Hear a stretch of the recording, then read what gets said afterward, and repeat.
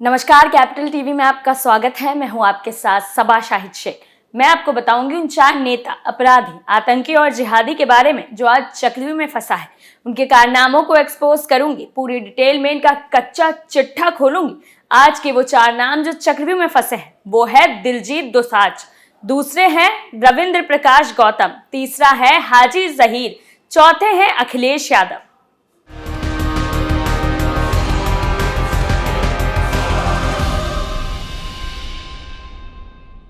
सबसे पहले बात दिलजीत दोसांझ की। खालिस्तानी भगौड़े और वारिस पंजाब दे प्रमुख अमृतपाल सिंह पर कार्रवाई के बीच बॉलीवुड एक्ट्रेस कंगना रनौत ने एक्टर सिंगर दिलजीत दोसांझ पर निशाना साधा है।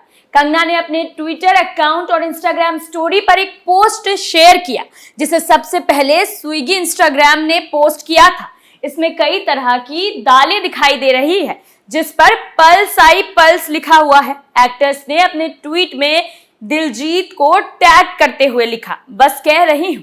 वहीं इंस्टाग्राम स्टोरीज पर कंगना ने एक खालिस्तान स्टिकर जोड़ा है, जिसमें क्रॉस का साइन है।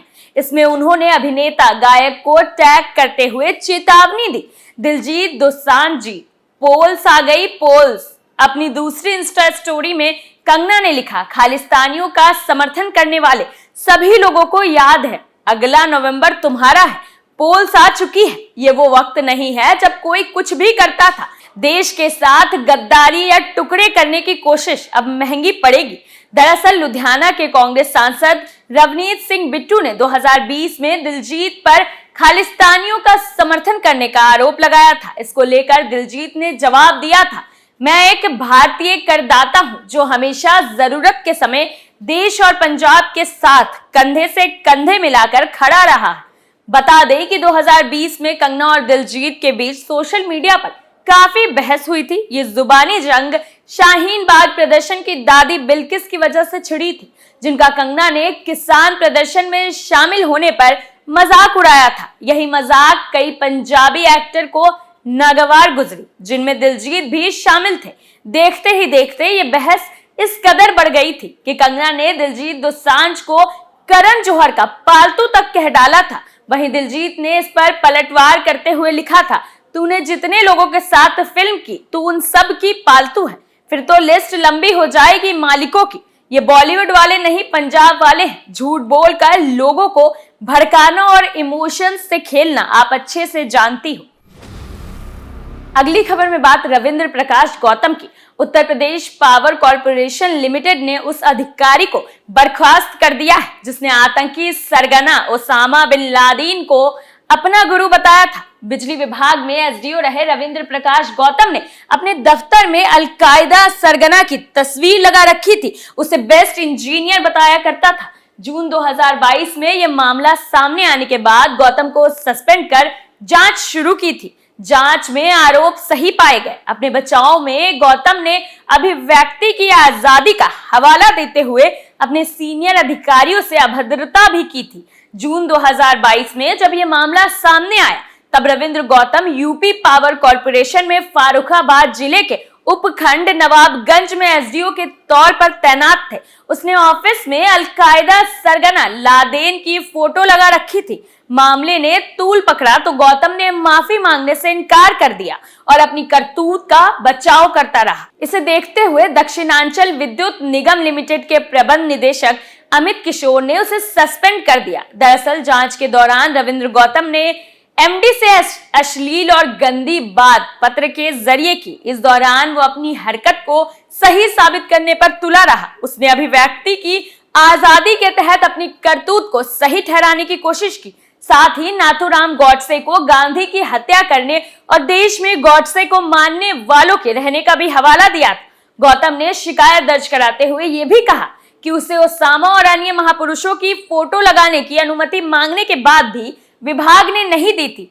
बकौल गौतम साल 2011 में उसकी पहली नियुक्ति के दौरान ही अमेरिका में 9/11 की घटना हुई थी, जो उसके दिमाग से कभी मिटने वाली नहीं है। सीनियर अधिकारियों ने उसके जवाब को संतोषजनक नहीं पाया। जांच के दौरान उस पर लगे आरोपों को भी सही पाया गया। इसे देखते हुए अब उसे नौकरी से बर्खास्त कर दिया गया है।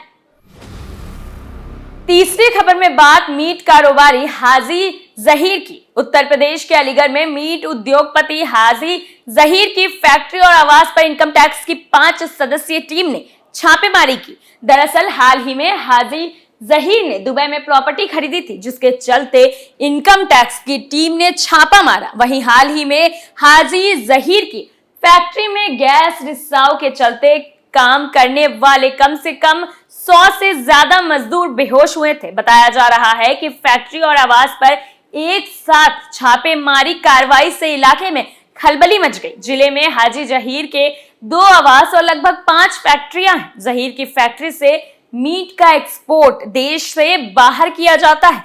जहीर के आय से अधिक संपत्ति की सूचना इनकम टैक्स की टीम को हुई थी, जिसके बाद दिल्ली से टीम सीआरपीएफ के जवानों ने साथ हाजी जहीर के घर पर पहुंची और इनकम टैक्स के अधिकारी ने हाजी जहीर और उसके परिजनों से पूछताछ की। सभी टीमें ने अलग अलग स्थानों पर कार्रवाई को अंजाम दिया। आपको बता दें कि हाजी जहीर की मीट फैक्ट्री में नाबालिग लड़कियों के भी फैक्ट्री में काम करने की बात सामने आई थी। वहीं अब आयकर विभाग की टीम हाजी जहीर और उनके मीट फैक्ट्री से संबंधित सभी ठिकानों पर छापेमारी कर जांच कर रही है। हाजी जहीर की मीट फैक्ट्रियों में कई बड़े हादसे हो चुके हैं। अब सारे कड़ी को जोड़े जाएंगे और हाजी जहीर पर सख्त कार्रवाई होगी। चौथी खबर में बात अखिलेश यादव की। समाजवादी पार्टी ने लोकसभा चुनाव के लिए दलितों को भी साथ जोड़ने की कवायद शुरू कर दी है। इसके लिए रामजी लाल सुमन और अवधेश प्रसाद के नेतृत्व में एक कमेटी बनाई गई है। वहीं अब इस पर संभल से सपा सांसद शफीकुर रहमान बर्क की प्रतिक्रिया आई है। सपा सांसद ने कहा कि ठीक है, क्योंकि इधर पार्टी का गठबंधन बीएसपी से नहीं है, इस वजह से दलितों को अपनी तरफ जोड़ने के लिए रामजी सुमन को लगाया गया है कि वो आदमियों को इधर तोड़ कर लाए। अगर दलित इधर आते हैं तभी तो फायदा होगा। आमतौर पर दलित मायावती से जुड़ा हुआ है, लेकिन अलग से अपनी पार्टियों को जोड़ने के लिए भी ये काम हो सकता है। अभी तो दलित मायावती से ही जुड़ा हुआ है। वहीं सांसद बर्क ने कहा इसमें बहुत मेहनत करनी पड़ेगी, तब जाकर कुछ दलित हमारी पार्टी में आ सकते हैं। जिनको जिम्मेदारी दी गई है वो किस तरह से ये काम करेंगे वो आगे वक्त बताएगा। अभी मैं इसमें नहीं कह सकता हूँ। अभी मेरी पार्टी से कोई बात नहीं हुई है, मैं इनकी कमेटी में शामिल भी नहीं हूँ। वहीं किस तरह पार्टी को आगे ले जाना चाहते हैं ये उनसे बातचीत करने के बाद पता चलेगा। सबको साथ लेकर चलने पर ही पार्टी अच्छा कर पाएगी। आपको बता दें कि शफीकुर रहमान बर्क ने कहा हर चीज मुमकिन है, जिसको आप नामुमकिन समझते हैं वो भी मुमकिन है। जहां तक 2024 की बात है तो वहां बीजेपी अकेले खड़ी है और इधर पूरा विपक्ष है। बीजेपी को अकेले सपा के हराने के सवाल पर उन्होंने कहा इतना तो मुश्किल है, लेकिन समाजवादी और सब मिलकर काम करेंगे तो बीजेपी को हरा देंगे। अकेले तो सपा के पास इतनी ताकत नहीं है, और भी कई पार्टियां हैं, सब मिलकर एकजुट होकर काम करेंगे तो निश्चित ही हरा देंगे। वहीं लोकसभा चुनाव के लिए सपा प्रमुख अखिलेश यादव ने बीजेपी को हराने के लिए एड़ी चोटी की जोर लगा दी है। वो दलितों को भी साधने की कोशिश कर रहे हैं, लेकिन उनके नेता शफीकुर रहमान बर्क ने खुद ही ये बात मान ली है कि समाजवादी अकेले तो बीजेपी को हरा नहीं पाएगी, लेकिन सारी पार्टियां अगर मिल जाए तब जाकर कहीं उम्मीद है कि बीजेपी को हरा पाएगी। फिलहाल के लिए चक्रव्यूह में मेरे साथ इतना ही। ऐसे लोगों के लिए आप क्या राय रखते हैं हमें कमेंट्स करके जरूर बताएं। तो फिर इजाजत दीजिए, कल फिर कौन किसके चंगुल में फंसेगा नए मुद्दों के साथ फिर पेश होंगे और दिखाएंगे कई और सनसनीखेज खुलासे। तब तक के लिए देखते रहिए कैपिटल टीवी। नमस्कार।